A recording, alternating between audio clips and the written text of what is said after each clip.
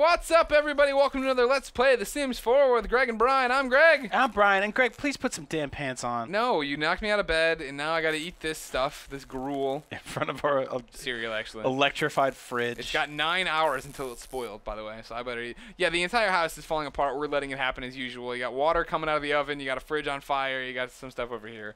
Wait, what cereal doesn't spoil for 9 hours? I mean, milk doesn't go bad that quickly, right? Yes, it does. Really? Yeah. Here, try this out. Yeah. Monday morning, wake up. Sure. Have a bowl of cereal. Yeah. Have another bowl of cereal, but don't eat it. Leave it on the kitchen table. I don't know why I told you to eat the first bowl. Do whatever you want for breakfast.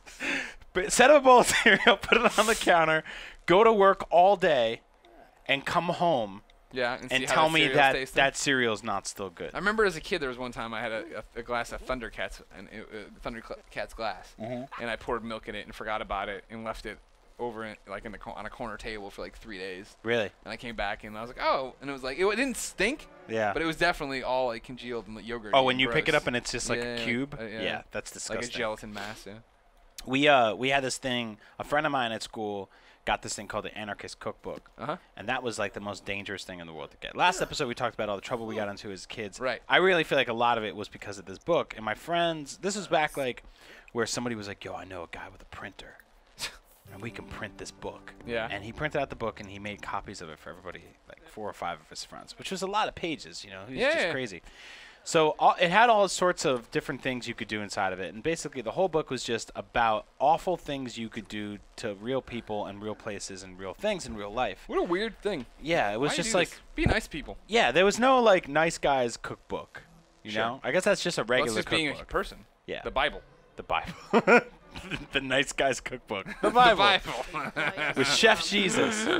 But one of the things it said was to make rotten eggs, and you would take an egg and you would poke a couple holes at the top of it and then leave it somewhere hot like a garage in the summer for like 3 weeks. Yeah.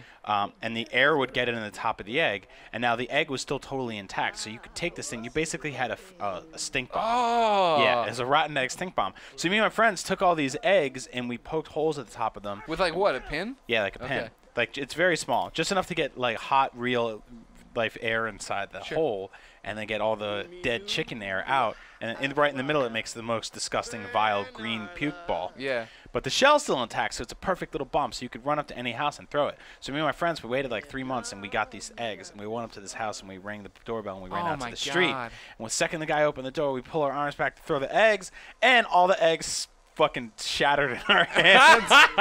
Good karma. So we got green old egg gunk all over our hands. We stunk for so long. My mom screamed at me when I came home, and the guy was like, "What are you doing?" And he yelled at us. And because we stood there so long trying to watch, like, get all the eggs off our hand, like, ah! He knew exactly who we were. We identified all of us. So he called our parents. Yeah, Brian Altano. Is that Brian Altano? Get out of here. And then we came home, and my mom was like, "Did you try to throw eggs at somebody's house?" And I was like, "No." And she was like, "You stink!" Yeah. And there was like eggshells on me, and I'm like, "Nah, Ma." Nah, that's the wrong Brian. So I got grounded. Yeah, that sucks, man. That's a hard one. I'm glad for that guy it didn't go badly. Oh yeah, that would have been the worst. When you're a kid, you do so much dumb stuff to random people too, who don't even deserve it. Our genius idea once was when we were like in junior high, we had all these fireworks, and which are illegal in Illinois. Yeah. So like Oh, they are illegal? Right, I'm pretty. Yeah, they are. Sorry, I've lived in different places over the time. You can always tell when the jury's kind of out, like what fireworks you get. Yeah, exactly. So yeah, we had these that you brought from Indiana or whatever, and we like it was summertime. We had a sleepover, and it was me and 2 or 3 other friends, and we're like, all right, let's go out and shoot these off tonight. Yep. Like great. And so we went out into this subdivision. The houses are packed nice and tight next to each other, and shot these things off in the street at like 3 a.m. And we're just lighting off fireworks, being a bunch of idiots, yada, yada, yada. And then somebody's got the idea of like, oh, let's do that thing where you poop in a bag and put it on somebody and light it on fire. And I was like, that sounds stupid. But he's like, no, I'm going to do it. So, yeah, one of them left, and it was me and 2 other guys. And we sat then on the lawn of another person's house 10 feet from where we'd been firing off fireworks. Wow. So, and I don't know how this guy did it. The owner of the house came out and, like, ninja'd us. Where he came out and then just bam, the flashlight was on us. Nobody saw him coming. Holy crap! He's like, "What the hell are you doing? Like, how are you?" And like, he's like, "And you're Michael. Like, I know your mom. Like, you're 3 houses from where you live. Like, what are you doing?" And then I started to apologize and scared him because he didn't see me sitting there in the dark. I was like, oh, jeez. And I was like, what? It was like, what? I don't even know why we thought to do this. What possessed you to do that? Why we thought we'd get away with it. And what time was it? 3 in the morning. Oh, my God. Something stupid like that. See, that was always a problem. You go to a friend's house, you'd hang out for a few hours, and then he would be like, hey, Mom, can Brian sleep over? And you'd be like, yeah. And you would never sleep. You wouldn't sleep till like 6 o'clock in the morning. Yeah. And then, because it was fine, because you could just sleep all day. Time doesn't mean anything when you're a child and it's summer. Like, it's the most insane thing in the world that kids with the most creativity and the most energy to burn and the most deviousness packed inside their devilish little brains are also the ones that are given 4 months a year or 3.5 months a year of total rampant free reign. While their parents aren't around. Where no one's around, and it's just like, here, I left you $20 on the table. Go get some food. Don't ride your bikes on the highway. Exactly, Goodbye. Good luck. Yeah, for months you were just like, hey, let's steal all that guy's porno magazines and then rip off all the covers of them and then shove them in that other dude's mail slot. Yeah. And be like, that's your afternoon. Yeah. Like one time there was this guy, he went on a business trip and he was my friend's neighbor. We took all these logs that were covered in snow. Yeah. And we just went and opened up his car and filled up his whole car with the logs with snow. And afterwards we were like, why did we do that? Yeah. Like that's a hate crime. We're bad people. That's a bad thing to do. Bad things. Yeah. My favorite story though of like the stupidity and it isn't my story. It was a friend it was like one of those acquaintances, you know what I mean, stories or whatever, but like it was high school. They idiot friends were being idiots and being a bunch of stupid jerks, and so one of them, I forget, worked at I think Domino's. It's been a long time, right? Yeah. But he had the uniform and they were getting drunk at a house party, and they're like, it will be hilarious if now at 2 in the morning we just go to houses and try to deliver a pizza. Did you have a pizza? It wasn't me. It was an acquaintance. No, They had the boxes, though, because he worked at Domino's. They had the bag. Oh, he had the boxes in the bag. So they went in drunk. This is horrible. And they got a frozen pizza out of the freezer and put it in there to have the correct weight or whatever. And then, they went to people's houses dressed as a Domino's guy, like, ding dong. Like, what's going on? Got your pizza. It's like, I didn't order pizza. And they did this over and over and over again until they finally got to a guy's house who wasn't just woken up by this. He was just a huge dude, and he opened the door, and he's like, what the hell are you doing? And the guy's like, I got your pizza. He's like, I didn't order. Domino's isn't open right now. What is going on? Blah, blah. And he started backing up, and he dropped the pizza, and it hit, and then the frozen pizza rolled out. Oh, no! And he goes, that's not even a real pizza. What? And they just all run like a cartoon away from everybody. I love how it took like a bunch of people for one of them to be like, Domino's isn't open right now. I know their business hours. Well, I mean, that's not what a Domino's pizza looks like. You get woken up at the 2 in the morning by a pizza guy. I doubt you're gonna be like, oh yeah, that makes sense. It's not Domino's, it's DiGiorno's. It's not delirious. They were ahead of their time. That good. Guy probably went on to make that ad campaign. Yeah, he's like, what if I could get delivery at home without kids waking me up at 3 o'clock in the morning? I had me and my friends, there was a McDonald's you could walk to near my parents' house growing up.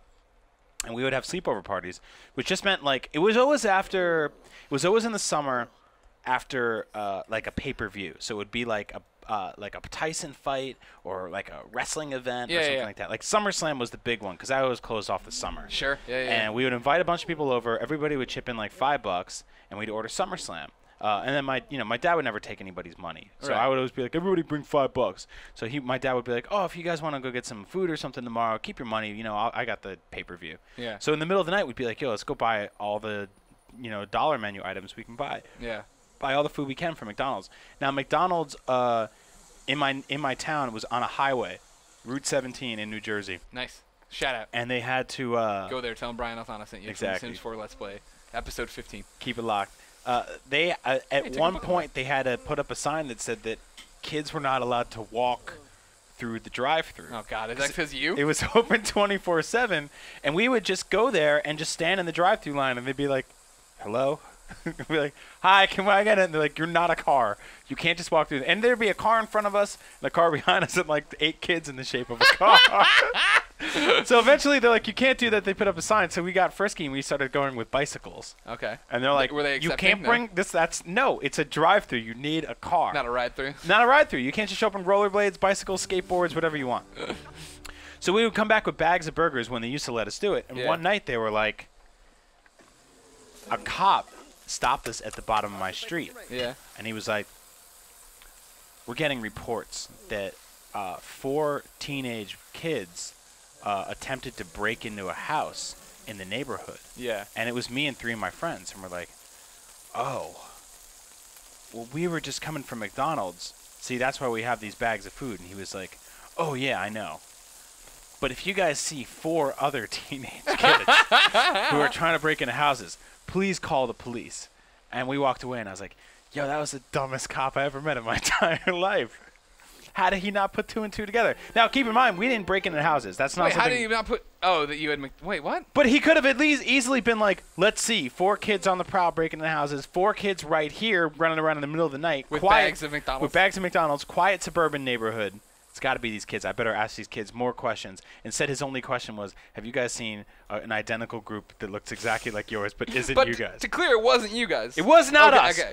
Of all the bad things I ever did. It was kind of dicey there for a second. Of all the bad things I ever did, I never broke into anybody's house. Right. That was never a Brian Altano thing. I was never like, part of my day-to-day is going to involve breaking and entering and ruining somebody's personal safety.